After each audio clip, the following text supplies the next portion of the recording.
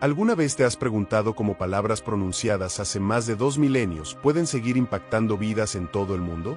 Hoy, descubriremos juntos las 25 enseñanzas más poderosas de Jesús que han trascendido el tiempo y las culturas, ofreciéndonos una guía invaluable para la vida moderna.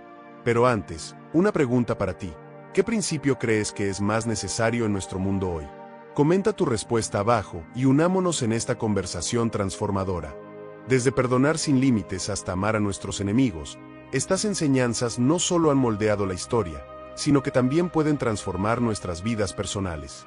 Si estás listo para explorar cómo estos antiguos preceptos pueden iluminar y mejorar tu día a día, quédate hasta el final.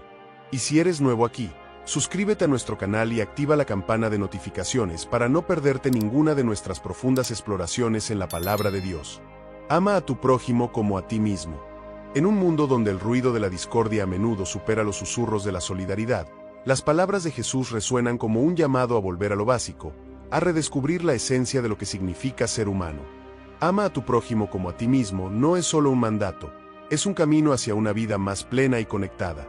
Imagínate por un momento caminando por una calle concurrida, viendo rostros de todas las edades, de todas las culturas. Cada persona con su propia historia, sus luchas, sus alegrías y sus penas. Amarlos como a ti mismo significa más que un simple saludo. Implica entender que cada uno de estos rostros es un reflejo de ti mismo, un espejo de tus propias complejidades y maravillas. Esta enseñanza, tan sencilla en su dicción, es revolucionaria en su aplicación. Nos desafía a mirar más allá de nuestras diferencias y a reconocer la humanidad compartida que nos une. En una de sus parábolas más conmovedoras, Jesús cuenta la historia de un hombre asaltado al lado del camino. Mientras otros pasaban de largo, un samaritano, considerado un extranjero y un enemigo, se detiene para ayudar. El acto del samaritano no fue meramente un gesto de caridad, fue un acto de profundo reconocimiento humano. No vio a un extraño en el suelo, vio a un hermano, un reflejo de sí mismo, digno de compasión y cuidado.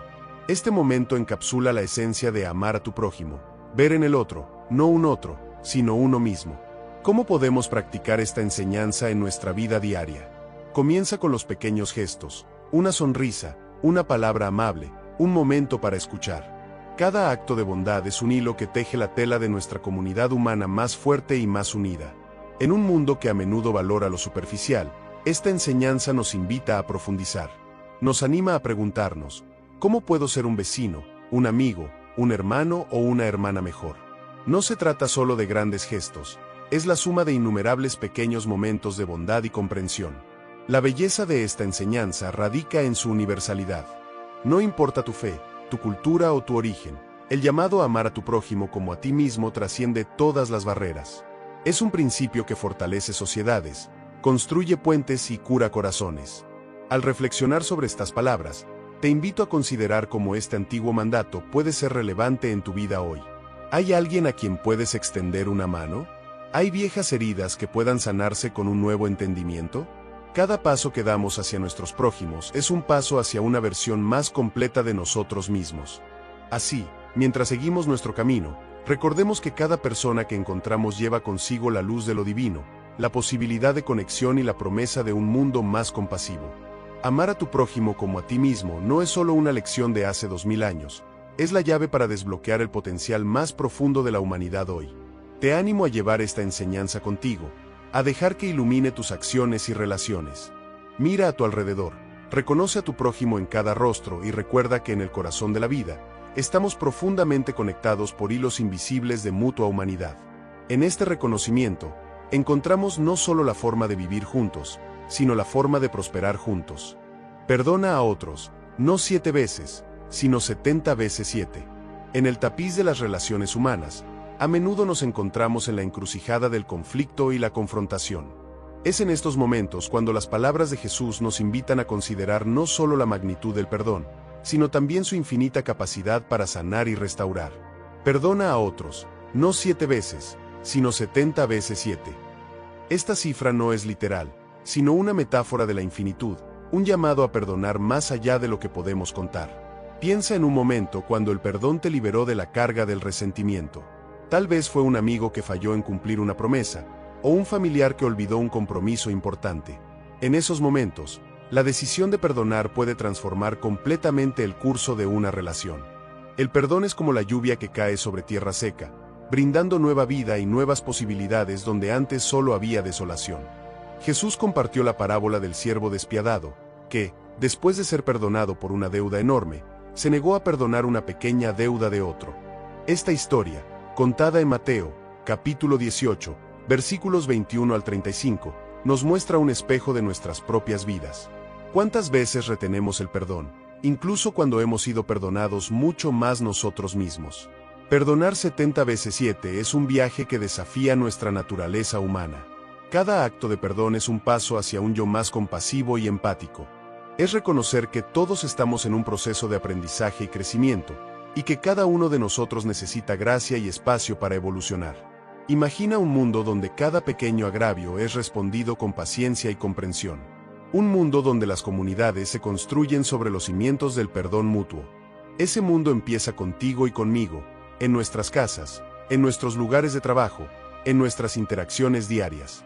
El perdón no significa olvidar o ignorar el dolor que otros pueden haber causado. Más bien, es un acto de liberación personal, una decisión de no permitir que ese dolor defina o destruya nuestro propio ser interior. Es, en esencia, la elección de amar en lugar de odiar, de construir en lugar de destruir. En la práctica del perdón, encontramos también la paz. Es una paz que no viene de la ausencia de conflicto, sino de nuestra capacidad de enfrentar y transformar ese conflicto de maneras que enaltecen y restauran. Perdonar es, por lo tanto, uno de los actos más valientes y poderosos que una persona puede realizar. Este camino hacia el perdón es personal y a menudo difícil. Requiere de nosotros una honestidad brutal y una vulnerabilidad asombrosa. Pero cada paso en este camino no solo nos cambia a nosotros, sino que tiene el potencial de cambiar a todos los que nos rodean. Así que hoy, te invito a reflexionar sobre aquellos momentos en los que podrías extender tu perdón. Piensa en las libertades que este acto podría desbloquear, no solo para otros, sino para ti mismo. ¿Qué relaciones podrían ser sanadas? ¿Qué paz podrías encontrar? En nuestras manos está el poder de transformar nuestras vidas y nuestro mundo con actos de perdón.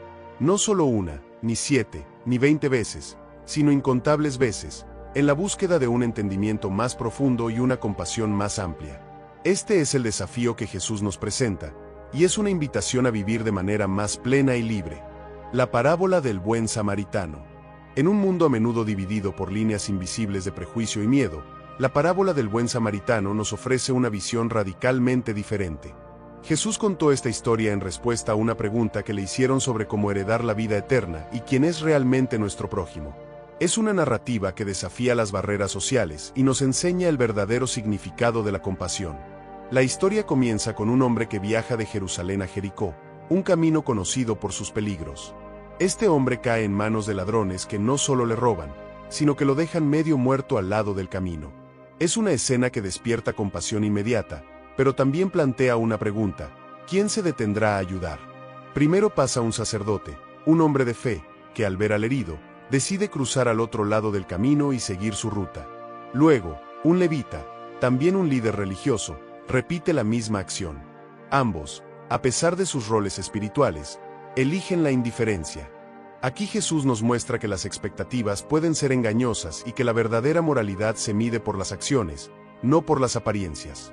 Entonces, aparece un samaritano en la historia, un personaje inesperado dado el desprecio entre judíos y samaritanos de la época. A diferencia de los otros dos, el samaritano se detiene. No solo brinda primeros auxilios, sino que lleva al herido a una posada y se asegura de que se recupere, pagando de su propio bolsillo. Su acción es un ejemplo de amor desinteresado y sacrificio. Esta parábola es poderosa porque rompe con los prejuicios raciales y religiosos. El samaritano no vio un enemigo en el hombre herido, vio a un ser humano en necesidad. Jesús usa esta figura del otro para enseñarnos que nuestro prójimo no siempre es quien esperamos que sea. En nuestro día a día, ¿cuántas veces pasamos por alto el sufrimiento de otros debido a preconcepciones o por la prisa de nuestras vidas? La parábola nos invita a detenernos, a observar realmente y a actuar con misericordia. Nos llama a ser prójimos, no solo en momentos fáciles, sino especialmente en los difíciles. La relevancia de esta enseñanza sigue vigente. En un mundo que a menudo se siente fragmentado, la llamada a la acción de Jesús es clara: ser agentes de curación y puentes de comprensión. Esto requiere valor y una disposición a actuar contra la corriente de la apatía y el desinterés.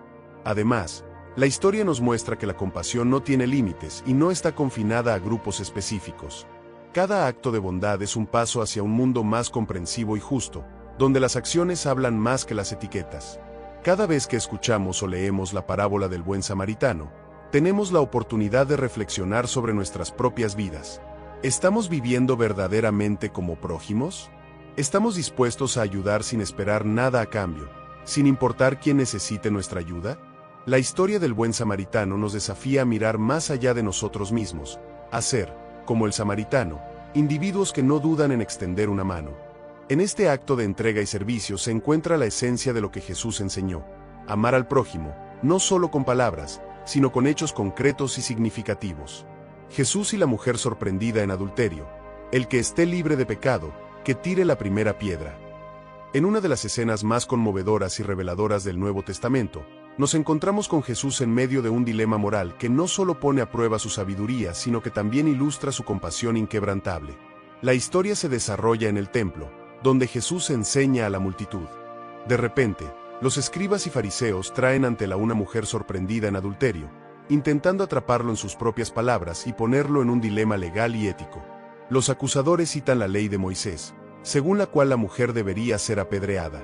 Esperan con ansias que Jesús haga un movimiento en falso. Si dice que no la apedreen, parecería que contradice la ley. Si accede, su mensaje de misericordia y perdón quedaría en entredicho. Jesús, sin embargo, responde de una manera que nadie anticipa. En lugar de confrontar directamente la legalidad o la moralidad del acto, Jesús se inclina y escribe con el dedo en la tierra. Aunque lo que escribió permanece un misterio, su acción da tiempo para que la tensión disminuya y para que todos reflexionen sobre la situación. Al levantarse, emite un desafío simple pero profundo: el que esté libre de pecado, que tire la primera piedra. Esta respuesta no solo desafía a los acusadores, sino que invita a cada persona presente a examinar su propia vida. Uno por uno, comenzando por los más viejos hasta los más jóvenes, los acusadores se retiran, dejando a la mujer sola con Jesús. En este momento, Jesús se convierte no solo en su defensor, sino en un espejo de la conciencia de la multitud. Al final, Jesús se dirige a la mujer, no con condena, sino con una pregunta simple: mujer, ¿dónde están los que te acusaban? Ninguno te condenó. Cuando ella responde que ninguno lo hizo, Jesús dice: tampoco yo te condeno. Anda, y no peques más. En estas palabras, Jesús no solo respeta la dignidad de la mujer, sino que también le ofrece una segunda oportunidad, un nuevo comienzo. Esta interacción es un poderoso recordatorio de la centralidad del perdón y la misericordia en el mensaje de Jesús.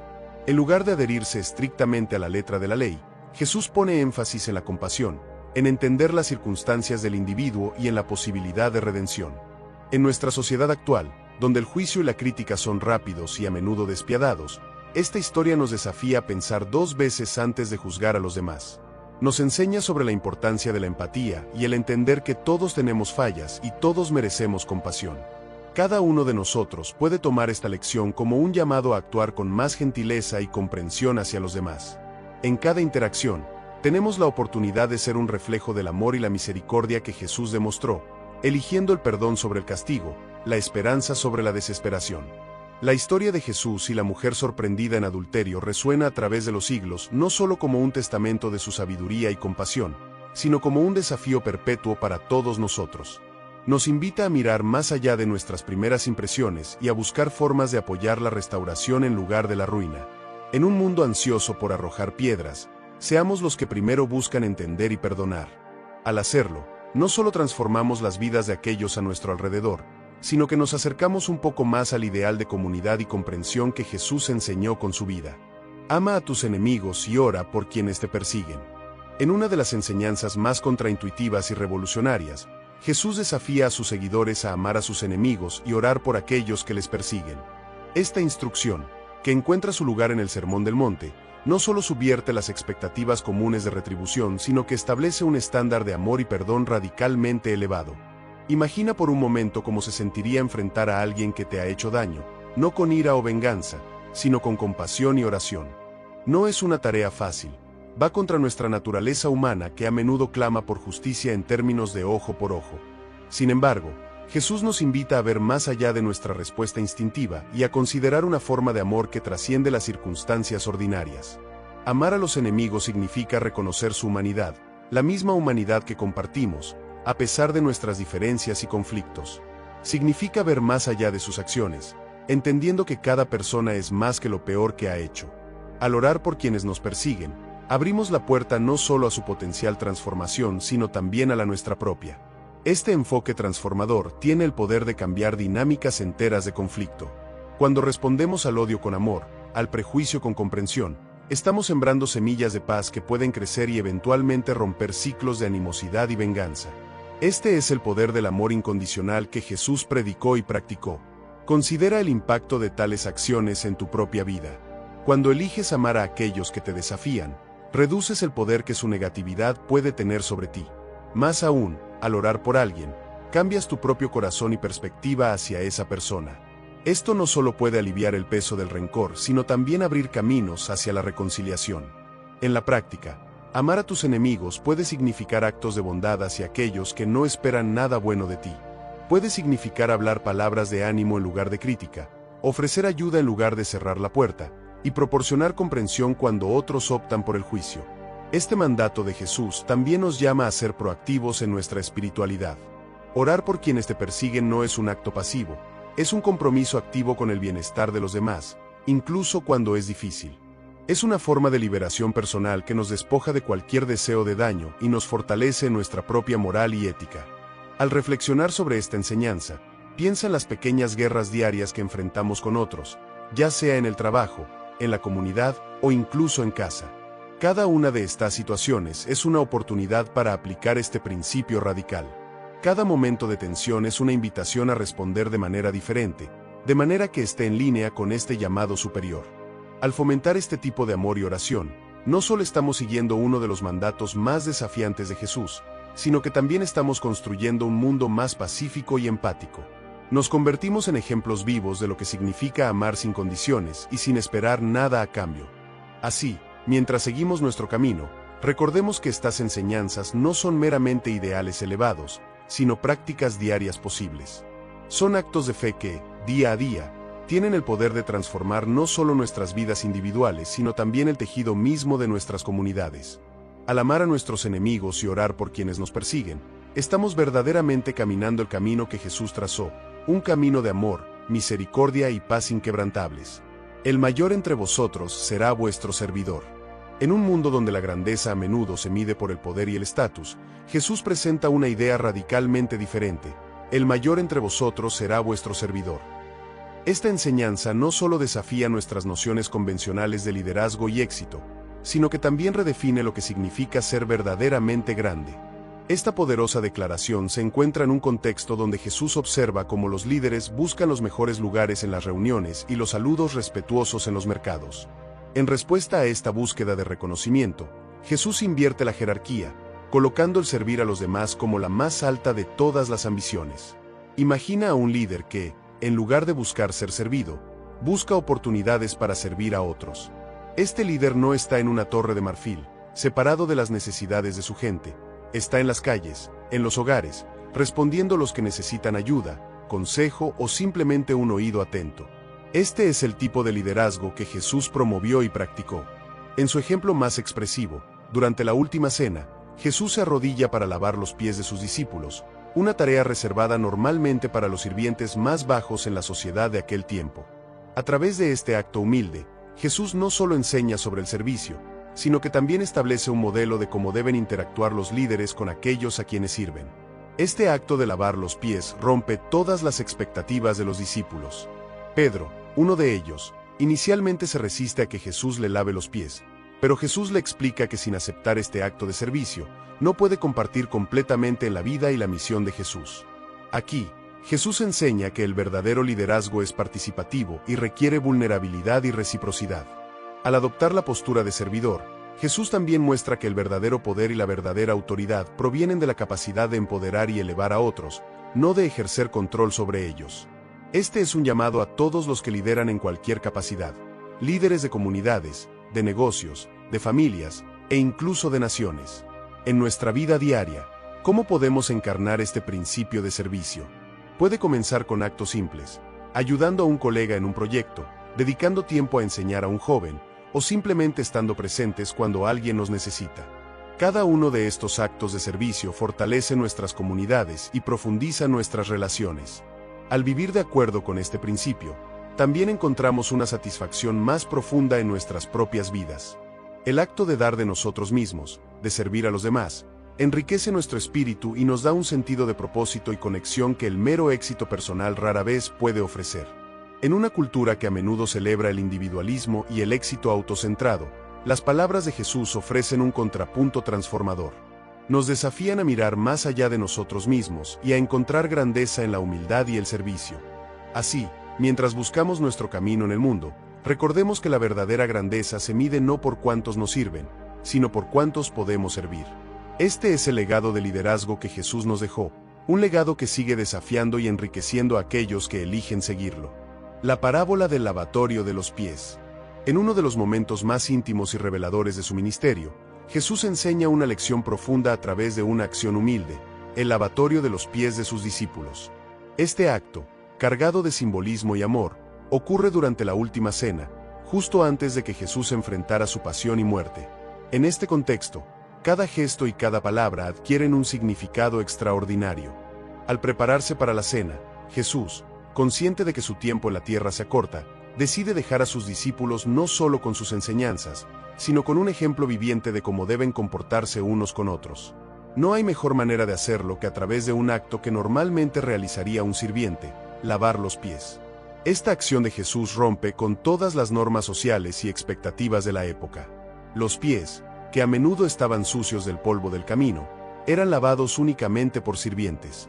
Sin embargo, aquí está Jesús, el Maestro y Señor, inclinándose para realizar esta tarea humilde, ofreciendo a sus seguidores una imagen palpable de servicio y sacrificio.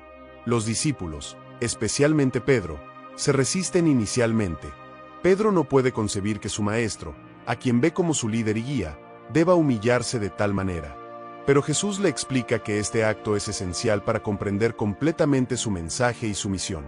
Si no te lavo, no tienes parte conmigo, le dice a Pedro, subrayando la importancia de aceptar este servicio como parte integral de su relación con él.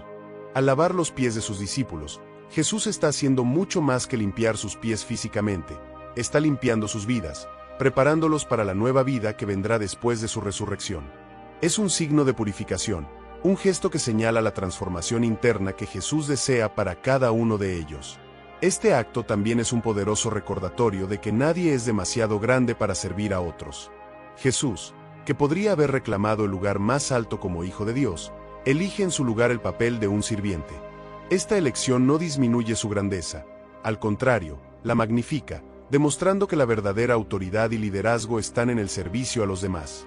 Al enseñar de esta manera, Jesús no solo prepara a sus discípulos para su ausencia física, también les está enseñando cómo continuar su obra. Porque os he dado ejemplo, para que como yo os he hecho, vosotros también hagáis, les dice. En otras palabras, el legado de Jesús no es simplemente de palabras y milagros, sino de actos concretos de amor y humildad. En nuestra vida diaria, este relato nos invita a reflexionar sobre cómo servimos a los demás.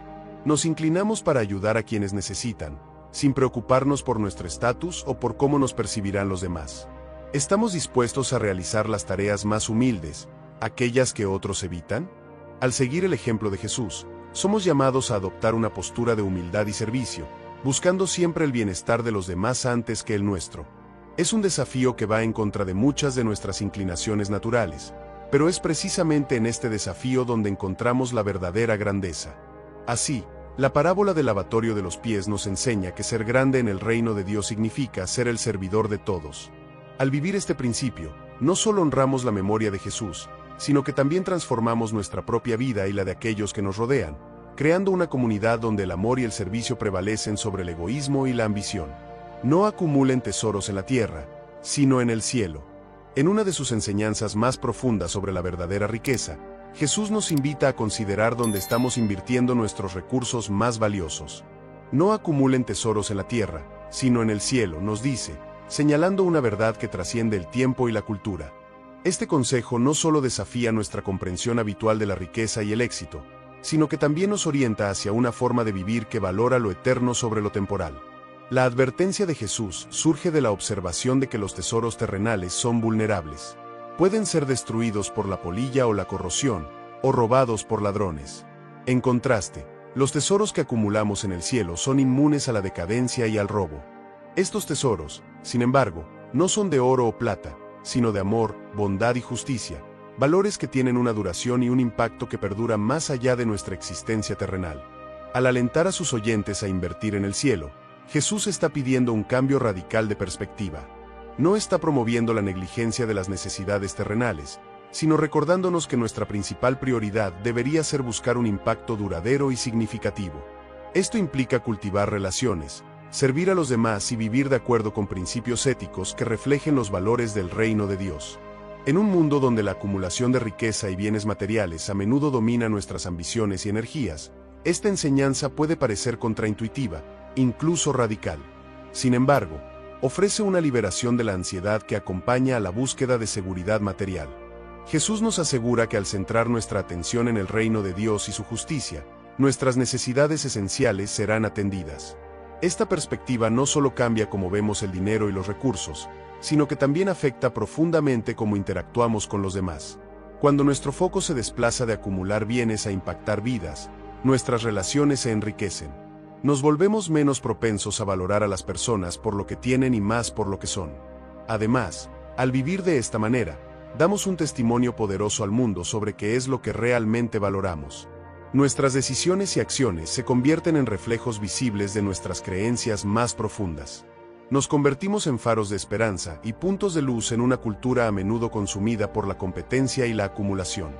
Esta enseñanza de Jesús también nos proporciona una paz interior, sabiendo que estamos invirtiendo en algo que no solo nos beneficia personalmente, sino que también tiene el potencial de beneficiar a otros. Esta paz proviene de la comprensión de que estamos alineando nuestra vida con un propósito eterno y divino. Cada acto de generosidad y cada momento de servicio son ejemplos de cómo podemos acumular tesoros en el cielo. Cada vez que elegimos la generosidad en lugar de la avaricia, la paz en lugar del conflicto, o la justicia en lugar de la indiferencia, estamos depositando en nuestra cuenta celestial. Así que mientras continuamos en nuestros viajes diarios, consideremos qué tesoros estamos acumulando. ¿Están nuestros esfuerzos y recursos dirigidos hacia cosas que tienen un valor duradero y eterno? ¿Estamos invirtiendo en el bienestar de otros y en la propagación del amor y la justicia? Al recordar y aplicar la enseñanza de Jesús, no acumulen tesoros en la tierra, sino en el cielo, podemos comenzar a vivir de manera que no solo cambie nuestra vida, sino que también tenga un impacto positivo en el mundo que nos rodea. La parábola del fariseo y el publicano. En uno de sus relatos más penetrantes sobre la humildad y la autenticidad en la vida espiritual, Jesús nos presenta la parábola del fariseo y el publicano. Este breve pero poderoso mensaje revela profundidades sobre cómo Dios ve nuestras actitudes y acciones, contrastando dos figuras muy diferentes durante su momento de oración. La escena se desarrolla en el templo, un lugar sagrado donde personas de todas las esferas de la sociedad venían a conectarse con lo divino. Entre ellos, un fariseo y un publicano, el primero considerado un pilar de la rectitud religiosa y el segundo, visto como un pecador y un paria debido a su profesión de recaudador de impuestos para los romanos. El fariseo se pone de pie y ora consigo mismo de una manera que más bien parece un recital de sus propias virtudes. Enumera sus ayunos, su riguroso diezmo y su adherencia a la ley, comparándose favorablemente con otros a quienes considera moralmente inferiores. Su oración, saturada de autoelogio, revela un corazón lleno de orgullo y autosatisfacción. Por contraste, el publicano se mantiene a distancia, ni siquiera se atreve a levantar la vista al cielo. Golpeándose el pecho, un gesto de profundo arrepentimiento y dolor en la cultura de la época, simplemente ora: Dios, ten misericordia de mí, pecador. Su oración es corta, pero en ella hay una sinceridad y una humildad que falta completamente en las palabras del fariseo. Jesús concluye la parábola con una afirmación sorprendente: es el publicano, y no el fariseo, quien regresa a casa justificado ante Dios. Con esto, Jesús no solo subvierte las expectativas de sus oyentes sobre quien es considerado justo, sino que también establece un principio poderoso sobre la gracia divina y la humildad. Esta parábola nos enseña que la verdadera rectitud no se mide por la observancia externa de rituales o por la comparación con los demás. En cambio, se trata de la condición del corazón, de la capacidad de reconocer nuestra propia necesidad de misericordia y de aproximarnos a Dios con autenticidad. En nuestras propias vidas, Es fácil caer en la trampa del fariseo. Podemos encontrar consuelo en compararnos con los demás, en enumerar nuestras buenas obras o en mantener una imagen de rectitud. Sin embargo, la enseñanza de Jesús nos invita a examinar nuestros corazones y a buscar una relación más verdadera y humilde con lo divino. La parábola también nos desafía a considerar cómo juzgamos a los demás. Nos vemos a nosotros mismos como superiores basados en nuestros logros espirituales o morales. O reconocemos que todos estamos en la misma necesidad de gracia y compasión. Al reflexionar sobre el fariseo y el publicano, se nos recuerda que en la presencia de lo sagrado, lo que realmente cuenta es la sinceridad de nuestro corazón, no la impresión que damos a los demás. Es un llamado a la autenticidad y a la gracia en nuestro caminar espiritual. Así, mientras nos esforzamos por vivir vidas de integridad y fe, que la parábola del fariseo y el publicano nos sirva como un recordatorio constante de que la humildad y la sinceridad son las verdaderas marcas de la justicia que agrada a Dios. Cada día ofrece una nueva oportunidad para acercarnos con corazones abiertos y manos limpias, buscando no la aprobación de los demás, sino la misericordia y el amor de Dios. Entrar en el reino de los cielos como un niño. En una de sus enseñanzas más evocadoras y visualmente poderosas, Jesús presenta un ideal sorprendente sobre cómo debemos acercarnos al reino de los cielos. Mientras Jesús estaba enseñando, algunos padres trajeron a sus hijos para que Él los bendijera. Los discípulos, pensando en proteger el tiempo y la atención de su maestro, intentaron disuadirlos. Pero Jesús, lejos de estar molesto, los recibió con una declaración que ha resonado a través de los siglos: dejen que los niños vengan a mí, y no se lo impidan, porque de los tales es el reino de los cielos. Esta simple invitación revela profundidades inmensas sobre la naturaleza del acercamiento a Dios. Jesús no solo está diciendo que el reino de los cielos está abierto a todos, sino que hay cualidades en los niños que son esenciales para entender y entrar en este reino. ¿Qué son estas cualidades? Son la humildad, la dependencia, la sinceridad y la capacidad de maravillarse con el mundo. Los niños, en su esencia, no pretenden ser algo que no son. No tienen agendas ocultas ni buscan poder sobre los demás. Su mundo está lleno de preguntas más que de certezas, y se acercan a la vida con una curiosidad insaciable. Están abiertos a aprender y aceptan con facilidad la guía de aquellos que cuidan de ellos. Estas son las características que Jesús señala como vitales para aquellos que desean ser parte de su reino. Al pedirnos que seamos como niños, Jesús nos está pidiendo que dejemos de lado nuestra arrogancia y nuestro deseo de control. En el mundo adulto, a menudo valoramos la autonomía sobre la interdependencia, la sofisticación sobre la simplicidad y el cinismo sobre la fe. Pero estas no son las vías que conducen al reino de los cielos. Al contrario, es a través de la aceptación humilde de nuestra propia necesidad y limitación donde comenzamos el camino hacia lo divino. Esta enseñanza es también un recordatorio potente de que el reino de los cielos no se trata de acumular conocimiento o realizar actos de grandeza visible, sino de cultivar una relación genuina y sincera con Dios. Es una relación que se fundamenta en la confianza, como la que un niño tiene en un padre amoroso. En este sentido, entrar en el reino de los cielos como un niño es redescubrir la alegría y la maravilla de la fe. Es permitirse ser sorprendido por la belleza del mundo y por la presencia constante de lo sagrado en la vida cotidiana. Es tener el corazón abierto a nuevas posibilidades y estar dispuesto a seguir el camino que Dios nos pone delante sin resistencia. En nuestra vida espiritual, esta enseñanza puede ser un desafío. Nos invita a evaluar cómo hemos complicado nuestra relación con Dios y con los demás. Nos llama a simplificar, a volver a la esencia, a buscar la pureza de corazón que ve el bien sin escepticismo ni cinismo. Jesús, al abrazar a los niños y ponerlos como ejemplo, no solo estaba enseñando a sus discípulos y a la multitud, sino que estaba modelando un tipo de liderazgo y autoridad que no se basa en la fuerza sino en la vulnerabilidad y la apertura. Era un liderazgo que invita a todos a cambiar, a revertir sus expectativas y a adoptar una nueva forma de ser. Por lo tanto, al considerar nuestras propias vidas y nuestra aproximación al espiritualismo o la religión, la invitación de Jesús es clara. Nos llama a despojarnos de las complicaciones y a acercarnos a Dios con la misma confianza y apertura que un niño tiene hacia aquellos que ama y respeta. Esto es lo que significa entrar en el reino de los cielos, y es un viaje que rejuvenece el alma y renueva el espíritu. Así, mientras seguimos adelante, que la imagen de Jesús bendiciendo a los niños nos inspire a buscar esa pureza, esa sinceridad y esa dependencia en nuestra caminata espiritual. La fe del tamaño de un grano de mostaza puede mover montañas. En una de sus enseñanzas más inspiradoras y visualmente impactantes, Jesús utiliza la imagen de un diminuto grano de mostaza para ilustrar el poder inmenso de la fe. Si tuvieran fe del tamaño de un grano de mostaza, les dice a sus discípulos, podrían decirle a esta montaña, muévete de aquí para allá, y se movería. Nada le sería imposible. Esta metáfora no solo captura la imaginación, sino que también desafía nuestra comprensión de lo que es posible. Al usar el grano de mostaza, el más pequeño de todas las semillas cultivadas en aquellos tiempos, Jesús enseña que no es la cantidad de nuestra fe lo que cuenta, sino la calidad y la sinceridad de esa fe, por pequeña que sea. A menudo pensamos que necesitamos grandes cantidades de certeza y convicción para hacer frente a los desafíos de la vida, pero Jesús nos dice que incluso un poco de fe verdadera, aplicada consistentemente, puede tener efectos transformadores. Esta enseñanza no es solo sobre mover montañas físicas, sino sobre superar los grandes obstáculos en nuestras vidas. Pueden ser problemas personales, desafíos profesionales o barreras emocionales. La montaña representa cualquier cosa que parezca inamovible, cualquier cosa que se interponga en nuestro camino hacia el crecimiento y el logro. Cuando Jesús habla de mover montañas, también está hablando del poder de la fe para cambiar las realidades internas y externas. Una fe genuina tiene el potencial de alterar las circunstancias, de abrir caminos donde antes no los había y de crear posibilidades a través de la aparente imposibilidad. Es esencial reconocer que esta clase de fe activa implica más que simplemente creer, requiere acción.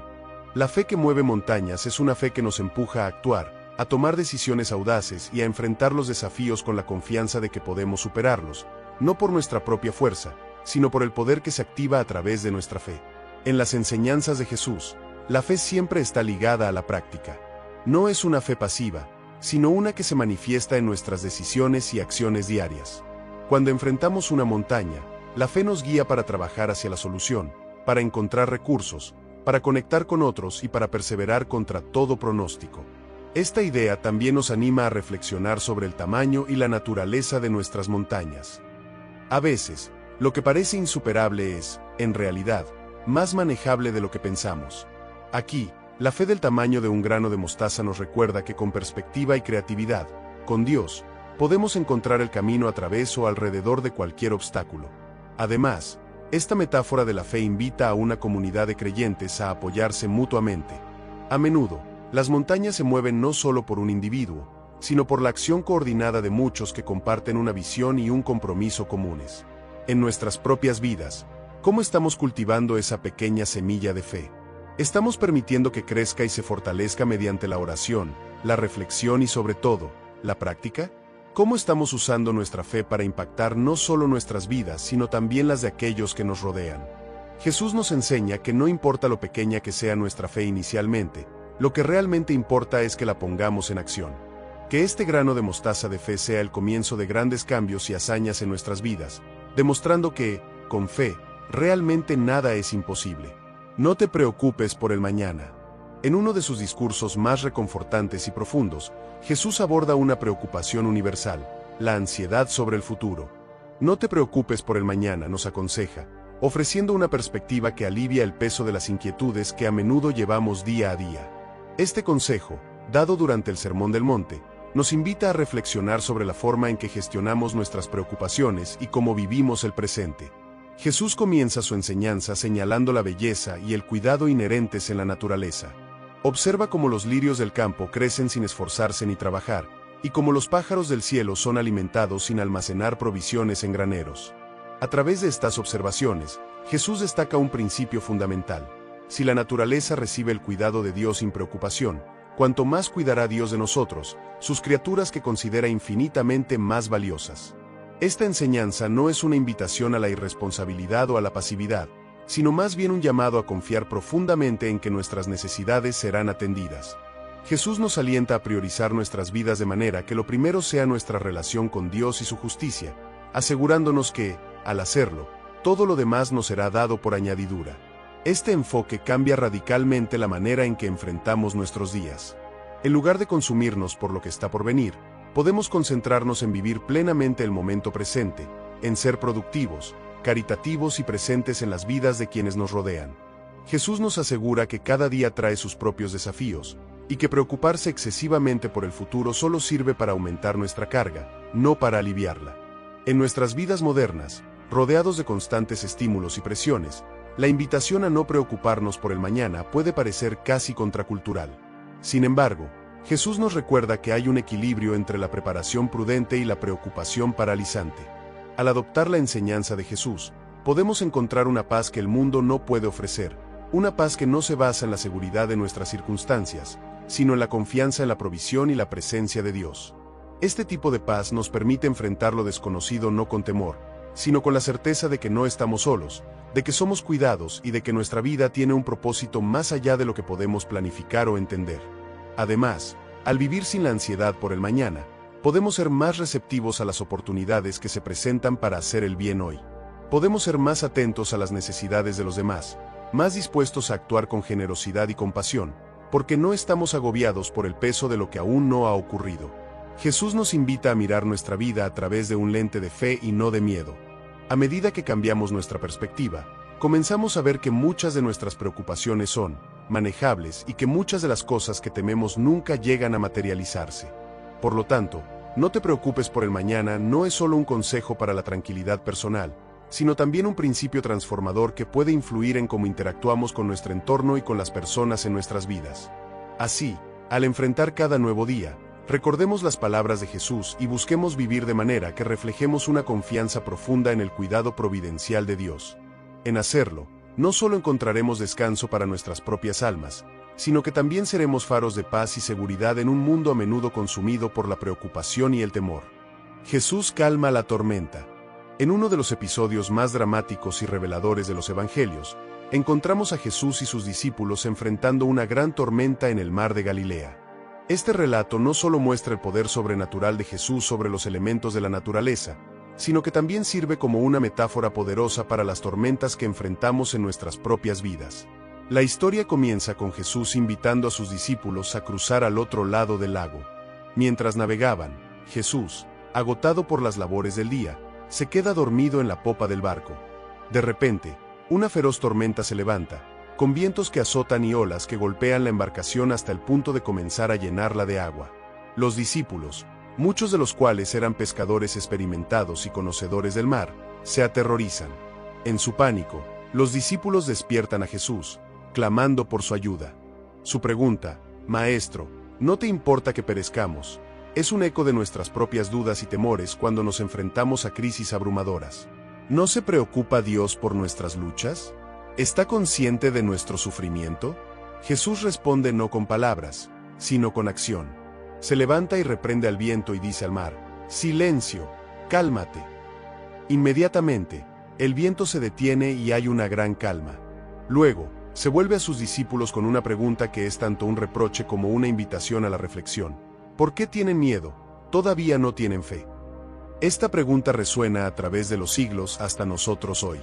Jesús no solo está cuestionando la fe de sus discípulos en ese momento crítico, sino también nuestra fe cuando enfrentamos nuestras propias tormentas. La calma que Él trae es un testimonio de su señorío sobre todas las cosas, invitándonos a confiar en Él, no solo cuando el mar está tranquilo, sino también en medio de la tempestad más violenta. El contraste entre la calma de Jesús y el pánico de los discípulos destaca una enseñanza crucial. La paz que ofrece Jesús no es simplemente la ausencia de problemas, sino una paz que perdura a pesar de las circunstancias. Es una paz que se basa no en nuestras habilidades para manejar las situaciones, sino en nuestra relación con el que tiene poder sobre todas las cosas.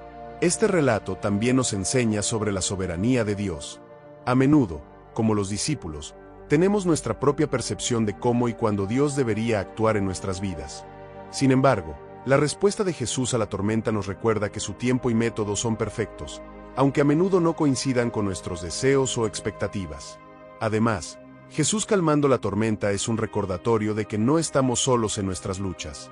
Así como Jesús estaba en el barco con los discípulos, Él está con nosotros en nuestras dificultades, listo para darnos fuerza y guiarnos a través de ellas. Su presencia es una constante, incluso cuando parece estar dormido o ausente ante nuestros ojos ansiosos. Esta historia culmina con los discípulos maravillados, preguntándose entre ellos quién era este, que incluso el viento y el mar le obedecen. Es una revelación de la divinidad de Jesús, reafirmando que el Maestro con quien viajaban no era un mero humano, sino el Creador y Señor de todo. Así, cuando las tormentas de la vida nos azoten, recordemos que el Maestro del mar está con nosotros en el barco. Su poder para calmar la tormenta externa es grande, pero su capacidad para apaciguar nuestros corazones temerosos es incluso más profunda y transformadora.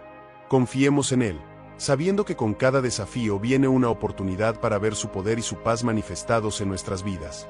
La parábola del sembrador. En uno de sus relatos más ricos en simbolismo y enseñanza, Jesús comparte con una gran multitud la parábola del sembrador. A través de esta sencilla historia sobre agricultura, revela profundas verdades sobre cómo recibimos y respondemos a la palabra de Dios.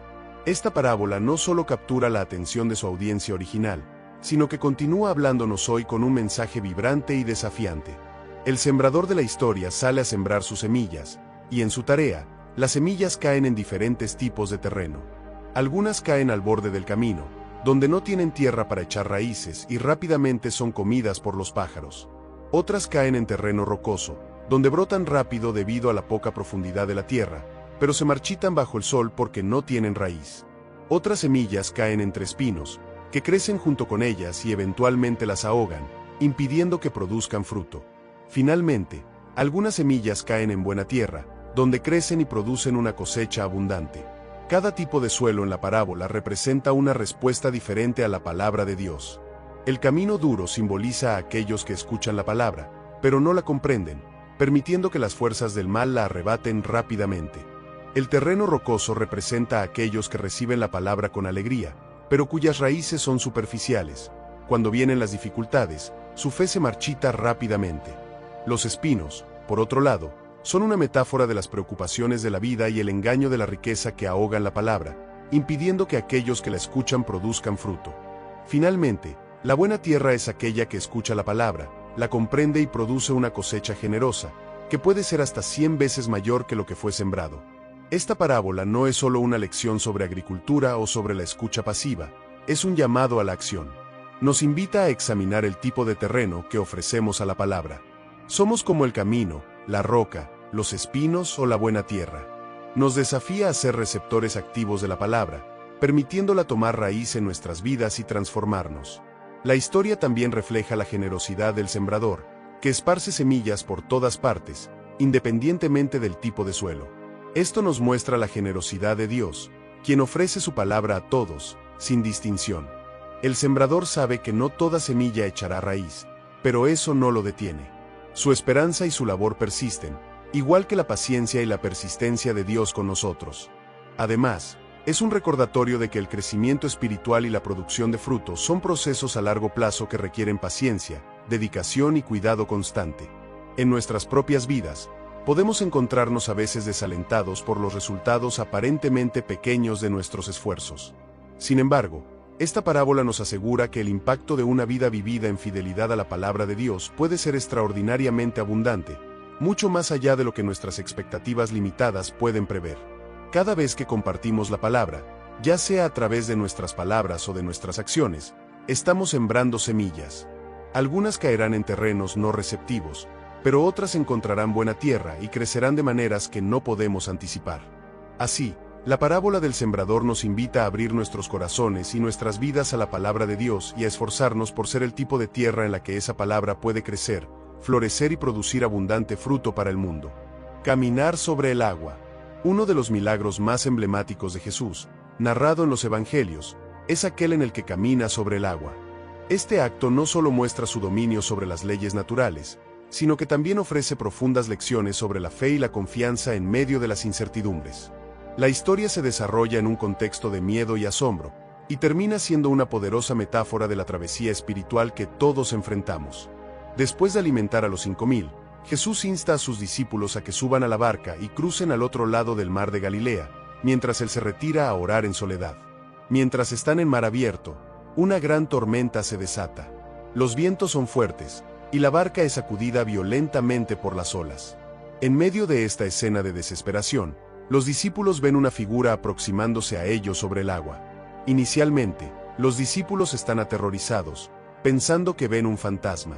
Pero Jesús, en medio del viento y las olas, les tranquiliza diciendo: «Tengan ánimo. Soy yo. No tengan miedo». Esta declaración no solo es un saludo, sino una afirmación profunda de su presencia y su capacidad para superar cualquier adversidad. Pedro, impulsado por una mezcla de fe y temor, Le pide a Jesús que le permita ir hacia él sobre el agua. Jesús simplemente responde, ven. Pedro, en un acto de audacia, baja de la barca y comienza a caminar sobre el agua. Sin embargo, en cuanto siente la fuerza del viento, el miedo lo supera, comienza a hundirse y clama, Señor, sálvame. La reacción de Jesús es inmediata. Extiende su mano y atrapa a Pedro. Hombre de poca fe, le dice, ¿por qué dudaste? A través de esta interacción, Jesús no solo salva a Pedro, sino que también señala un mensaje esencial sobre la naturaleza de la fe, que debe persistir a pesar de las circunstancias amenazantes. Este milagro no es solo una demostración de poder, sino una ilustración de que la presencia de Jesús es capaz de llevar calma y dirección incluso en el caos más abrumador. Su capacidad para caminar sobre el agua es un signo de su autoridad sobre todas las cosas, incluidas aquellas que parecen imposibles o insuperables para nosotros. La lección para los discípulos, y para nosotros, es clara. La fe nos permite hacer cosas extraordinarias, pero el miedo y la duda pueden hundirnos. Pedro logra caminar sobre el agua no por su propia capacidad, sino por su confianza en Jesús. Cuando esa confianza flaquea, se encuentra en peligro. Sin embargo, incluso en su duda, Jesús está ahí para salvarlo. Este relato también nos enseña sobre la importancia de mantener nuestra mirada fija en Jesús. Cuando Pedro mira alrededor y ve el viento, se asusta y empieza a hundirse. Es un poderoso recordatorio de que cuando nos centramos en nuestros problemas en lugar de en quien pueda ayudarnos a superarlos, perdemos nuestra capacidad de caminar sobre las aguas de nuestras propias vidas.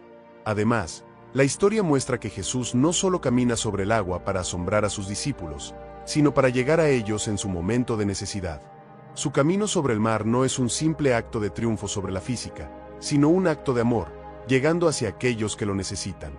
Así, la próxima vez que nos encontremos en medio de nuestras propias tormentas, recordemos el ejemplo de Jesús y de Pedro. Aunque a menudo es más fácil decirlo que hacerlo, mantener la fe en medio de la adversidad puede permitirnos experimentar lo milagroso en nuestras vidas. Jesús nos invita a caminar hacia Él, por encima de las incertidumbres y temores, confiando en su poder y presencia para sostenernos. La parábola del Hijo Pródigo. La parábola del Hijo Pródigo, contada por Jesús, es una de las historias más emotivas y enseñanzas más profundas sobre el perdón y la reconciliación.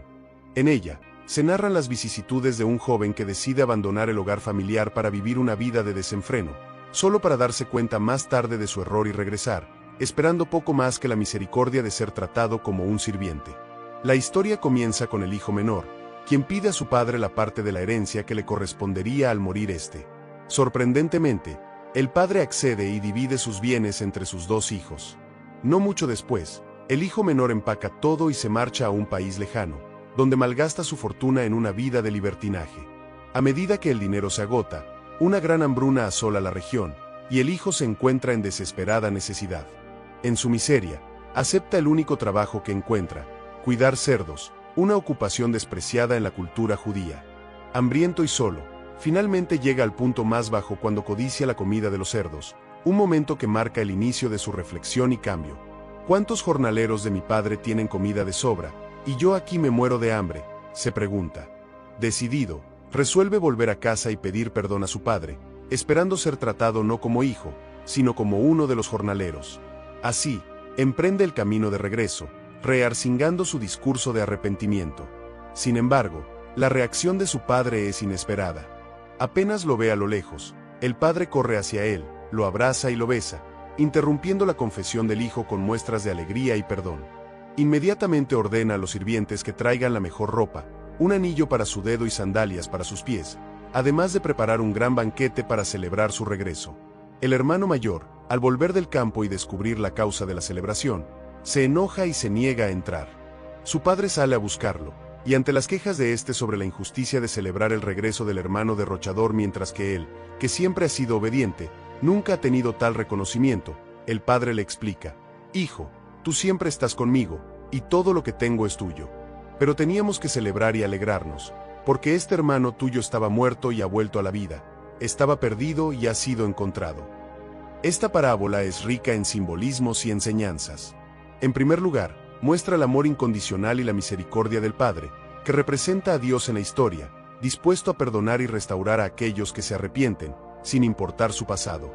Además, la historia desafía nuestras nociones de justicia y equidad, al sugerir que el amor y la gracia pueden ir más allá de lo que consideramos justo.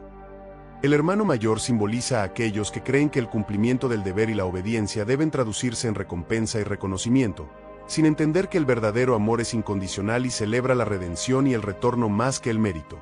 Así, la parábola del Hijo Pródigo no solo es una historia sobre el perdón y la redención, sino también una poderosa invitación a reflexionar sobre nuestra propia capacidad de perdonar y amar incondicionalmente. Nos invita a acoger a los perdidos y celebrar su retorno, y a reconocer la profundidad del amor de Dios, que supera todas nuestras expectativas y preconceptos. Si alguien te pega en una mejilla, ofrece también la otra. Una de las enseñanzas más desafiantes de Jesús se encuentra en su exhortación a ofrecer la otra mejilla cuando alguien nos agrede. Esta directriz, que forma parte del Sermón del Monte, pone a prueba nuestra comprensión del perdón, la paciencia y la resistencia no violenta. En una sociedad que a menudo premia la fuerza y la represalia, las palabras de Jesús invitan a una revolución de la compasión y la humildad. Jesús dice, si alguien te golpea en una mejilla, ofrécele también la otra. A primera vista, esta instrucción puede parecer una invitación a la sumisión o incluso al masoquismo, pero en realidad, Jesús está proponiendo una forma de resistencia que no replica el ciclo de violencia. Al ofrecer la otra mejilla, el agredido desafía al agresor a reconsiderar su acto, mostrando una fortaleza y dignidad que no dependen de la reciprocidad de la agresión. Esta enseñanza no solo busca proteger al individuo de caer en una espiral de violencia, sino que también tiene un potencial transformador para el agresor. Al enfrentarse a una respuesta inesperada y no violenta, el agresor se ve confrontado con su propia humanidad y la del otro. Este momento puede provocar reflexión, y en el mejor de los casos, arrepentimiento. Implementar este principio en la vida real requiere una gran fuerza interior y autocontrol. Significa que debemos buscar maneras de responder a la injusticia no con venganza, sino con acciones que afirmen la dignidad propia y la del otro. Esto no implica pasividad, al contrario, es una forma activa de subvertir las expectativas y transformar potencialmente una situación negativa. La relevancia de esta enseñanza es vasta y puede aplicarse en múltiples contextos, desde interacciones personales hasta conflictos sociales o políticos. La historia nos ha mostrado que los movimientos basados en principios de no violencia, como los liderados por Mahatma Gandhi o Martin Luther King Jr., pueden tener un impacto profundo y duradero en la sociedad. Además, ofrecer la otra mejilla también implica un profundo sentido de seguridad en nuestra propia identidad y valor. No depende de la aprobación o el comportamiento de los demás, sino de un compromiso con nuestros propios principios y creencias. Esta actitud nos libera de la necesidad de reaccionar de manera hostil y nos permite actuar desde un lugar de paz y estabilidad. Es importante reconocer que esta enseñanza no anula la necesidad de justicia o de tomar acciones para proteger a los inocentes y detener el mal. Más bien, nos desafía a reconsiderar cómo respondemos al mal de manera que no perpetuemos ciclos de dolor y retribución. En un mundo donde la respuesta instintiva a menudo incluye la agresión, ya sea en palabras o hechos, Jesús nos invita a romper ese ciclo con un acto de valentía moral que puede parecer contraintuitivo. Nos llama a ser luz en medio de la oscuridad, ofreciendo un ejemplo de cómo se puede responder al mal con bien. Practicar este precepto puede comenzar en las situaciones cotidianas, donde, en lugar de responder con irritación o enojo, elegimos responder con paciencia y comprensión. Cada pequeño acto de no violencia contribuye a una cultura de paz y tolerancia. En resumen, ofrecer la otra mejilla no es una invitación a la debilidad, sino una estrategia revolucionaria para transformar el conflicto y cultivar una comunidad basada en el respeto mutuo y la dignidad humana. Es una llamada a vivir de manera radical y transformadora, siguiendo el ejemplo de Jesús, quien encarnó la resistencia pacífica hasta el extremo en su propia vida y muerte. La parábola del sirviente despiadado. En una de sus enseñanzas más impactantes sobre el perdón, Jesús relata la parábola del sirviente despiadado, que ilustra la importancia de perdonar a los demás como nosotros hemos sido perdonados. Esta parábola, rica en drama y moral, nos confronta con nuestras propias actitudes hacia la misericordia y la justicia. La historia comienza cuando un rey decide ajustar cuentas con sus sirvientes. Uno de ellos le debe una cantidad astronómica de dinero, equivalente a varios millones de dólares en términos actuales. Incapaz de pagar, el sirviente se arroja a los pies del rey, suplicando paciencia y prometiendo pagar toda la deuda. Movido por la compasión, el rey no solo le concede más tiempo, sino que decide cancelar completamente la deuda, liberando al sirviente de su carga financiera. La parábola toma un giro sorprendente cuando este mismo sirviente, apenas liberado de su deuda, encuentra a un compañero que le debe una cantidad mucho menor, insignificante en comparación con lo que él debía al rey. En lugar de extender la misma compasión que recibió, el sirviente agarra a su compañero por el cuello y exige el pago inmediato. A pesar de los ruegos de su compañero, que ecoan sus propias súplicas anteriores al rey, el sirviente despiadado lo hace encarcelar hasta que pueda pagar la deuda. La noticia de estos eventos llega rápidamente al rey, quien, enojado por la hipocresía y crueldad del sirviente a quien había perdonado, lo manda llamar. El rey condena su falta de misericordia, diciéndole que debería haber tenido compasión de su compañero así como él tuvo compasión de él. En consecuencia, el rey revierte su decisión inicial y envía al sirviente despiadado a la prisión, hasta que pueda pagar toda la deuda original. Esta parábola resalta un principio fundamental del reino de Dios, la reciprocidad del perdón. Jesús concluye la historia diciendo que así tratará nuestro Padre Celestial a cada uno que no perdone a su hermano de todo corazón. Esta enseñanza no solo enfatiza la importancia del perdón, sino también las consecuencias de no perdonar. El mensaje es claro y desafiante. Se nos llama a perdonar a los demás, no porque sea fácil, sino porque hemos sido perdonados de mucho más por Dios. La parábola nos desafía a reflexionar sobre cómo gestionamos el perdón en nuestras propias vidas, especialmente cuando se trata de ofensas menores en comparación con la gracia que nosotros mismos hemos recibido. Esta historia también nos invita a considerar la naturaleza del perdón como un reflejo de la justicia divina. Perdonar no es simplemente olvidar el daño que nos han hecho, sino reconocer que hemos sido liberados de nuestras propias deudas morales y espirituales, y que debemos extender esa liberación a otros. Además, la parábola del sirviente despiadado nos enseña sobre la responsabilidad personal en el mantenimiento de relaciones sanas y justas. El perdón no es un acto único, sino una postura constante de gracia y misericordia hacia los demás, fundamentada en el reconocimiento de nuestra propia necesidad de gracia. Esta parábola pone de relieve que el perdón es fundamental para la vida comunitaria. Así, al contemplar la parábola del sirviente despiadado, somos invitados a meditar sobre la profundidad del perdón de Dios hacia nosotros y a esforzarnos por reflejar ese perdón en nuestras interacciones diarias, recordando siempre que perdonar es, en última instancia, un acto de profundo amor y liberación. Jesús perdona a Pedro. Una de las historias más conmovedoras y significativas del Nuevo Testamento es cuando Jesús perdona a Pedro después de su negación. Esta narrativa no solo muestra la profundidad del perdón de Jesús, sino también cómo este acto de misericordia transforma a Pedro y fortalece su fe, preparándolo para un papel fundamental en la fundación de la Iglesia.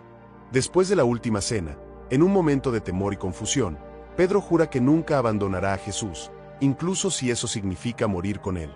Sin embargo, cuando Jesús es arrestado y llevado ante las autoridades, Pedro, preso del pánico y el miedo, niega conocer a Jesús 3 veces antes de que el gallo cante, tal como Jesús había predicho. La realización de su falla llega con el canto del gallo, y Pedro se aleja, abrumado por la culpa y la vergüenza. La resurrección de Jesús abre la puerta al encuentro que redefine la relación entre él y Pedro. En las orillas del mar de Galilea, después de su resurrección, Jesús se aparece a sus discípulos. Allí, prepara un desayuno de pescado y pan sobre un fuego de carbón y espera a que los discípulos regresen de pescar. Es en este contexto restaurador y tranquilo donde Jesús decide abordar la traición de Pedro. Sin embargo, en lugar de condenarlo o incluso mencionar directamente sus negaciones, Jesús le pregunta a Pedro: «Simón, hijo de Juan, ¿me amas más que estos?». Pedro responde afirmativamente, y Jesús le dice: «Apacienta mis corderos». Jesús repite la pregunta 3 veces, correspondiendo a las 3 negaciones de Pedro. Con cada respuesta afirmativa de Pedro, Jesús le encarga cuidar de sus ovejas. Este diálogo no solo restaura a Pedro ante los ojos de los otros discípulos y ante sí mismo, sino que también refuerza su misión futura de liderar la iglesia nacente. Este momento es crucial porque Jesús no solo perdona a Pedro, sino que también le muestra que el fracaso no es el fin de su historia. Jesús usa el arrepentimiento y la renovación de Pedro para prepararlo para las responsabilidades que vendrán. Este acto de perdón es un poderoso testimonio del amor incondicional de Jesús y de su confianza en la capacidad de cambio y crecimiento personal. La historia de Pedro nos enseña que el perdón puede ser un catalizador para la transformación personal. Pedro, que una vez huyó en su momento de prueba, se convertiría en una roca sobre la cual se construiría la iglesia, predicando con valentía y dedicación hasta su martirio. Este cambio dramático fue posible gracias al perdón y la confianza que Jesús depositó en él. Esta narrativa también resalta que el perdón no es solo un regalo para el que es perdonado, sino también una liberación para el que perdona. Jesús, liberando a Pedro de su culpa, fortalece la comunidad de sus seguidores y establece un ejemplo de liderazgo basado en la comprensión y la redención en lugar de la culpa y el castigo. Además, la interacción entre Jesús y Pedro nos anima a enfrentar nuestras propias fallas con honestidad y a buscar el perdón, tanto divino como humano. Nos enseña que nuestros peores momentos no definen quiénes somos ni limitan lo que podemos llegar a ser. Con el perdón, viene la oportunidad de un nuevo comienzo, una segunda oportunidad para vivir de manera que refleje nuestros valores más profundos y nuestras esperanzas más altas. Así, la historia de Jesús y Pedro es un recordatorio eterno del poder del perdón y de cómo puede transformar nuestras vidas. Nos anima a apoyarnos unos a otros, a superar nuestras fallas y a seguir adelante con fe renovada y propósito fortalecido. La importancia de la reconciliación antes de ofrecer tu ofrenda.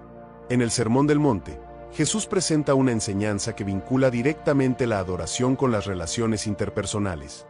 Nos recuerda que antes de presentar una ofrenda en el altar, debemos asegurarnos de que nuestras relaciones estén libres de conflictos no resueltos. Esta instrucción resalta la conexión entre la forma en que tratamos a los demás y la sinceridad de nuestra devoción a Dios. La enseñanza comienza con Jesús instruyendo a sus seguidores: si estás presentando tu ofrenda en el altar y allí te acuerdas de que tu hermano tiene algo contra ti, deja tu ofrenda allí, delante del altar. Ve primero a reconciliarte con tu hermano, y luego vuelve y presenta tu ofrenda. Este mandamiento es profundo porque sitúa la reconciliación como una prioridad incluso sobre el acto de adoración.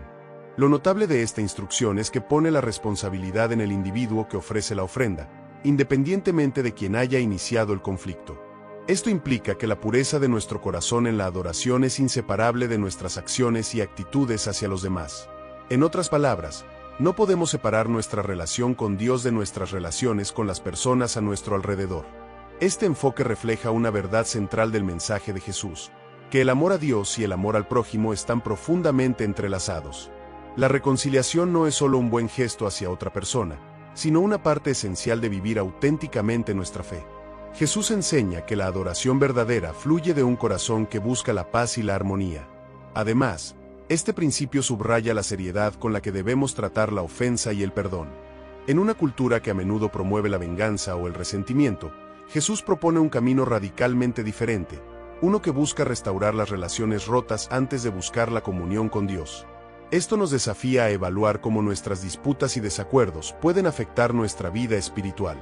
El acto de dejar la ofrenda en el altar y buscar la reconciliación también es un acto de humildad. Reconoce que nuestras ofrendas y actos de devoción no son suficientes por sí solos para ganar el favor de Dios. Lo que Dios valora es un corazón que practica el amor, la misericordia y la justicia en las interacciones cotidianas. Esta enseñanza también tiene un componente práctico significativo. Al fomentar la reconciliación antes de la adoración, se crea una comunidad más cohesiva y pacífica. Cuando los miembros de una comunidad se esfuerzan activamente por resolver sus diferencias, la calidad general de la convivencia mejora, reflejando los valores del reino de Dios en acciones concretas. La reconciliación, entonces, se convierte en un acto de culto en sí misma. Al trabajar para restaurar relaciones dañadas, estamos obedeciendo uno de los mandamientos más fundamentales y desafiantes de Jesús. Este proceso a menudo requiere sacrificio personal y una profunda reflexión espiritual, que son esenciales para el crecimiento y la madurez en la fe. En última instancia, esta enseñanza nos invita a mirar nuestras ofrendas y actos de devoción a través de un nuevo prisma. No se trata simplemente de lo que hacemos en el culto, sino de cómo vivimos nuestras vidas. La integridad de nuestra adoración se mide por la calidad de nuestras relaciones. Así, la próxima vez que preparemos para ofrecer algo a Dios, ya sea tiempo, talentos o tesoros, recordemos primero examinar nuestro corazón y nuestras relaciones. La verdadera adoración comienza con un corazón reconciliado, tanto con Dios como con nuestros hermanos y hermanas, y se manifiesta en una vida que refleja el amor y la compasión de Cristo. Bienaventurados los pacificadores. En el Sermón del Monte, Jesús presenta una serie de declaraciones que comienzan con bienaventurados, conocidas como las bienaventuranzas. Cada una ofrece una visión del reino de Dios y del tipo de vida que es bendecida y honrada por Él. Entre estas poderosas afirmaciones, encontramos: bienaventurados los pacificadores, porque serán llamados hijos de Dios. Esta bienaventuranza no solo exalta la paz, sino que también eleva a aquellos que activamente la promueven. Los pacificadores son aquellos que no solo viven en paz, sino que también se esfuerzan por crear paz en su entorno. Este llamado va más allá de evitar conflictos. Se trata de participar activamente en la resolución de disputas, en la reconciliación entre partes enfrentadas y en la promoción de la justicia, que es la base de la verdadera paz. Esta bienaventuranza destaca que ser un pacificador es una característica de los hijos de Dios.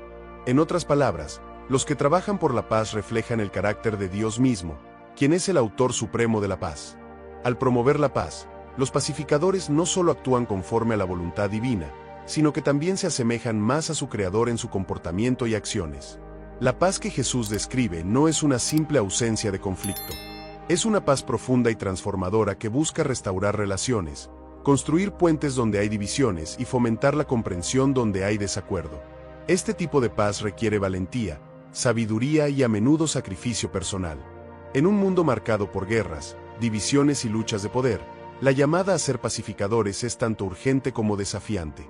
Los pacificadores a menudo se encuentran en medio de situaciones tensas y hostiles donde deben actuar con diplomacia y tacto para desarmar situaciones volátiles y fomentar un entendimiento mutuo. Además, ser un pacificador también implica enfrentar injusticias. No se trata simplemente de calmar los ánimos, sino de abordar las causas fundamentales de los conflictos, como la injusticia, la desigualdad y la opresión. Los verdaderos pacificadores buscan crear sistemas y estructuras que promuevan la paz duradera, no solo acuerdos temporales que oculten problemas subyacentes. Jesús mismo demostró lo que significa ser un pacificador. No evitó los conflictos, sino que enfrentó directamente las injusticias y enseñó a sus seguidores a hacer lo mismo. Su paz no era pasiva, era una paz activa que buscaba transformar corazones y sociedades. Los pacificadores, como agentes de cambio, están en la vanguardia de la transformación social y espiritual. Son los constructores de puentes y los reconciliadores que, a pesar de las dificultades y resistencias, persisten en su misión de reflejar el amor y la paz de Dios en un mundo roto. Por todo esto, los pacificadores son bendecidos, no solo porque llevan a cabo una labor noble, sino también porque su trabajo tiene repercusiones eternas. En cada acto de paz, en cada esfuerzo por mediar y reconciliar, están sembrando semillas de justicia y bondad que florecerán en un legado de armonía y entendimiento. Al final, ser llamados hijos de Dios es el mayor honor que los pacificadores pueden recibir, pues no hay mayor reconocimiento que ser asociado con el Príncipe de Paz. Ellos no solo llevan paz a los lugares que más la necesitan, sino que también llevan la presencia de Dios, transformando el mundo un acto de amor a la vez. Bienaventurados los que tienen hambre y sed de justicia. Dentro del poderoso discurso conocido como el Sermón del Monte, Jesús proclama una serie de declaraciones que describen las cualidades de aquellos que son bendecidos en el reino de los cielos. Entre ellas, destaca una que resuena especialmente en el corazón de aquellos que buscan un mundo más justo. Bienaventurados los que tienen hambre y sed de justicia, porque serán saciados. Esta bienaventuranza no solo es una promesa de satisfacción, sino también una llamada a la acción y al compromiso con la equidad y la integridad. El hambre y la sed son metáforas profundas que Jesús utiliza para describir el intenso deseo y la necesidad apremiante de justicia. Así como el hambre y la sed física son impulsos básicos que demandan satisfacción, de igual manera, el anhelo de justicia debe ser una fuerza impulsora en nuestras vidas, llevándonos a buscar incansablemente el bienestar y la equidad para todos. Esta bienaventuranza desafía la complacencia y la pasividad. Nos llama a ser activos en la búsqueda de la justicia, no solo esperando que otros la establezcan o confiando en que se manifieste por sí sola. La justicia, como la presenta Jesús, es dinámica y proactiva, requiere participación, no observación pasiva. Además, tener hambre y sed de justicia implica una disposición a ser inconformistas con las estructuras de poder y las injusticias que a menudo se encuentran arraigadas en la sociedad. Significa desafiar las normas y las prácticas que perpetúan la desigualdad y luchar por un cambio significativo que asegure la dignidad y los derechos de cada persona. En este contexto, la promesa de que serán saciados no solo implica una eventual resolución de estas luchas, sino también la profunda satisfacción que viene de vivir de acuerdo con los principios divinos de justicia y amor. Esta saciedad no es simplemente la resolución de todos los problemas de injusticia, sino también la paz interna y la alegría que provienen de saber que uno está alineado con los propósitos de Dios. La justicia para la que Jesús aboga es integral, abarcando no solo lo legal o lo equitativo, sino también lo relacional y lo comunitario. Implica restaurar relaciones rotas, rectificar errores y garantizar que las necesidades básicas de las personas sean atendidas, reflejando así el reino de Dios aquí en la tierra. Este llamado a la justicia también es un recordatorio de la responsabilidad que tenemos los unos con los otros. En un mundo interconectado, nuestras acciones o inacciones pueden tener un impacto significativo en la vida de personas cercanas y lejanas. Por lo tanto, buscar la justicia también significa tomar decisiones conscientes que promuevan el bienestar común.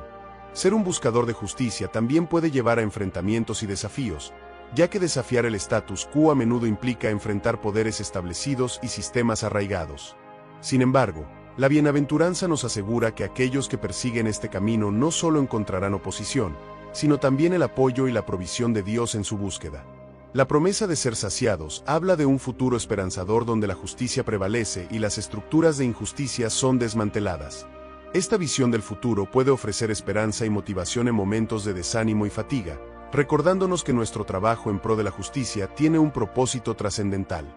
En resumen, bienaventurados los que tienen hambre y sed de justicia es una llamada a vivir con un propósito enfocado y apasionado, buscando activamente formas de hacer que el mundo refleje más fielmente la justicia y la rectitud del reino de Dios. Es un desafío para cada uno de nosotros para examinar nuestras vidas, nuestras prioridades y nuestra sociedad, y actuar en consecuencia para ser agentes de cambio transformador. La parábola de las ovejas y los cabritos. En el Evangelio según Mateo, Jesús comparte la parábola de las ovejas y los cabritos, una narrativa poderosa que ilustra el juicio final y enfatiza la importancia de la compasión y el servicio a los necesitados. Esta parábola no solo refuerza el mensaje del amor al prójimo, sino que también define claramente lo que se espera de los seguidores de Cristo. Jesús comienza describiendo cómo, al final de los tiempos, el Hijo del Hombre vendrá en su gloria y reunirá a todas las naciones ante él.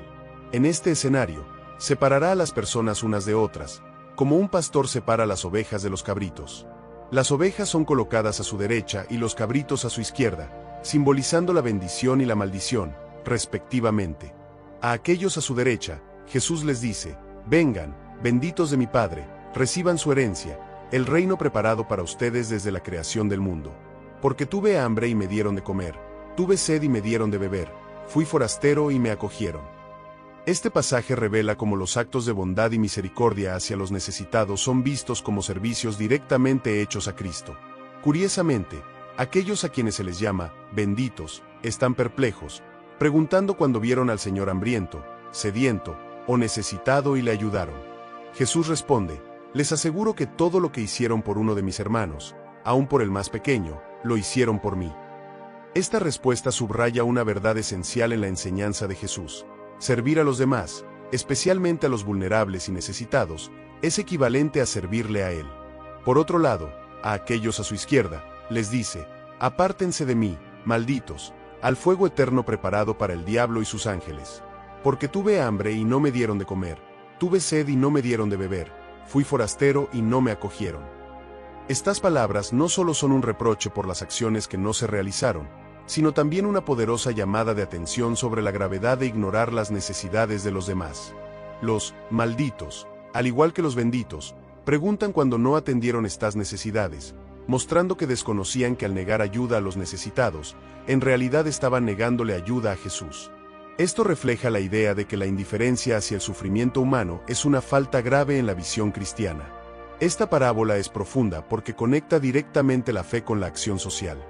No es suficiente profesar fe sin manifestarla a través de actos concretos de caridad y justicia. Además, la enseñanza de Jesús en esta parábola tiene un alcance universal, aplicable a todas las naciones y personas. Demuestra que el juicio divino considerará cómo cada persona ha respondido al mandamiento del amor compasivo. La parábola de las ovejas y los cabritos no solo enseña sobre el juicio final, sino que también invita a una reflexión personal sobre cómo vivimos diariamente. Nos desafía a mirar más allá de nuestras necesidades y comodidades y a responder a las injusticias y necesidades que nos rodean. Por lo tanto, esta parábola nos impulsa a evaluar nuestra respuesta a los necesitados y a buscar activamente maneras de servir y amar, no por miedo al juicio, sino por el genuino deseo de seguir el ejemplo de amor y servicio de Jesús. Rendir a César lo que es de César y a Dios lo que es de Dios. Esta famosa frase de Jesús surge en un contexto de tensión y astucia política, cuando los fariseos y herodianos intentan atraparlo con una pregunta sobre la legitimidad del pago de impuestos al Imperio Romano. La respuesta de Jesús no solo esquiva la trampa, sino que también proporciona una enseñanza profunda sobre las responsabilidades cívicas y espirituales. La escena se desarrolla en Jerusalén, donde Jesús, enseñando y realizando milagros, ha atraído tanto seguidores como detractores. Los fariseos, molestos y amenazados por su influencia, se alían con los herodianos, partidarios del rey Herodes y del dominio romano, para presentarle una pregunta capciosa: Maestro, sabemos que eres íntegro. ¿Está permitido pagar impuestos al César o no? Jesús, conocedor de su malicia, pide que le muestren la moneda del impuesto y pregunta: ¿de quién es esta imagen y la inscripción? Al responder ellos que de César, Jesús declara: entonces, den a César lo que es de César, y a Dios lo que es de Dios.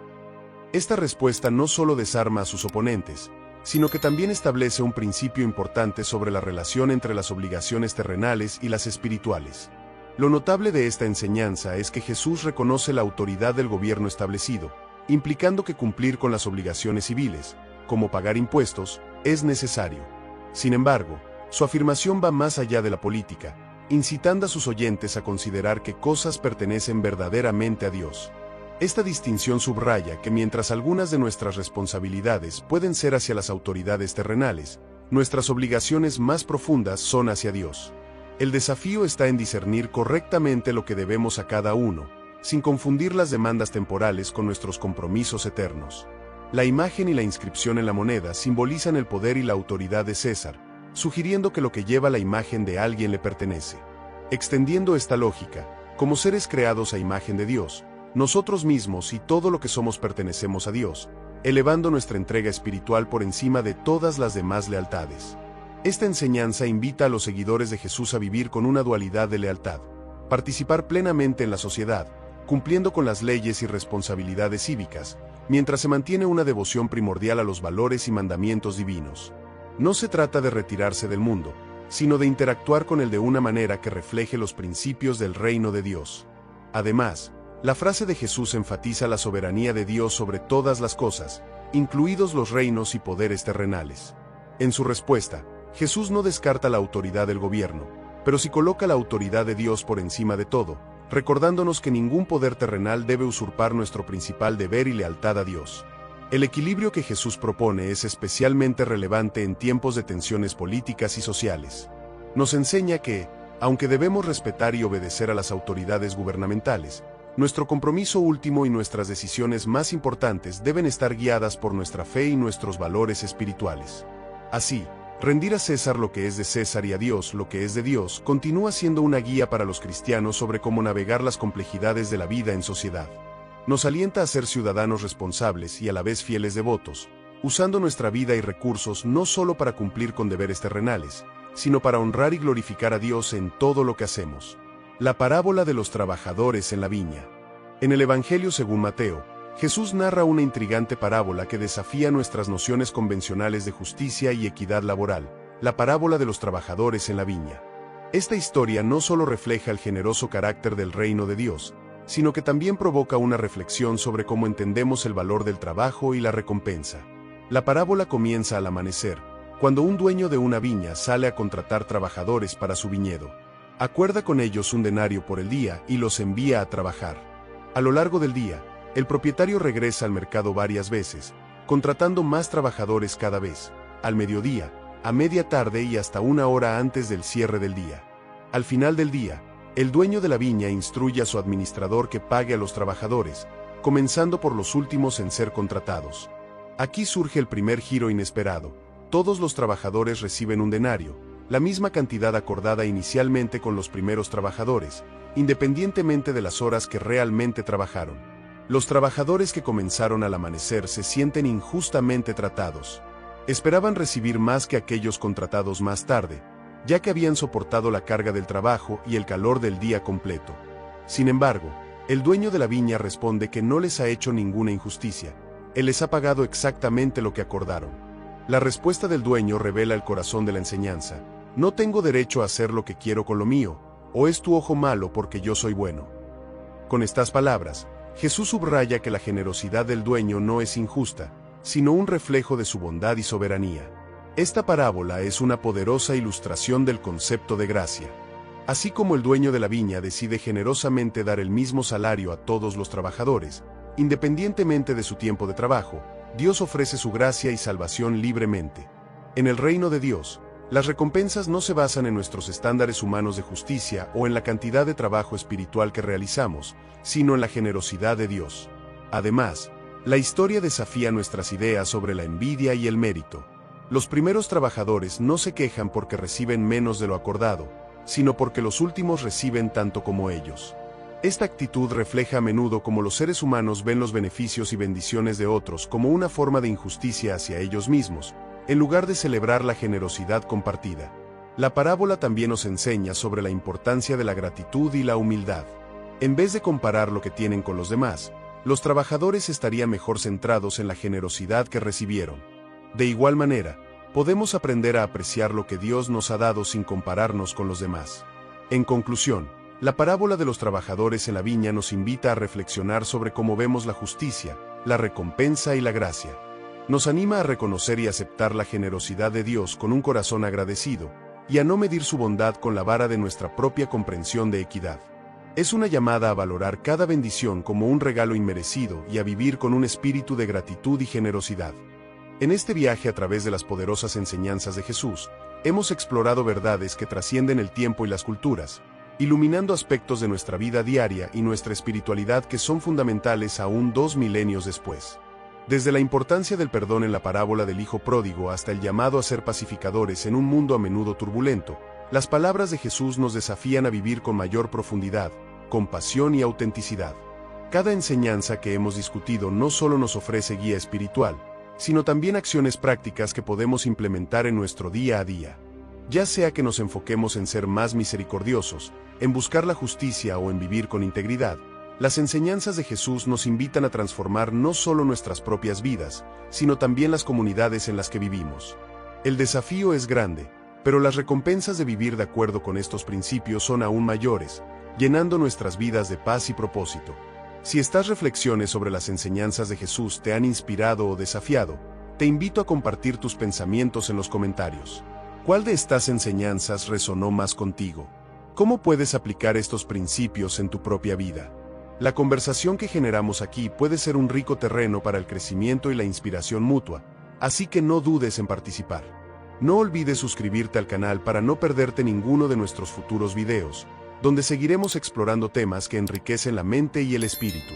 Y si este video te ha sido útil o inspirador, compártelo con amigos o familiares que también podrían beneficiarse de estas milenarias pero siempre actuales enseñanzas. Por último, te animo a ver otros videos de nuestro canal que profundizan en distintas áreas de la espiritualidad y el desarrollo personal. Cada paso que damos juntos es una oportunidad para aprender más, crecer más y, sobre todo, vivir de una manera que refleje los valores y las enseñanzas que Jesús nos dejó hace más de 2000 años. Gracias por acompañarme en este recorrido por las poderosas enseñanzas de Jesús.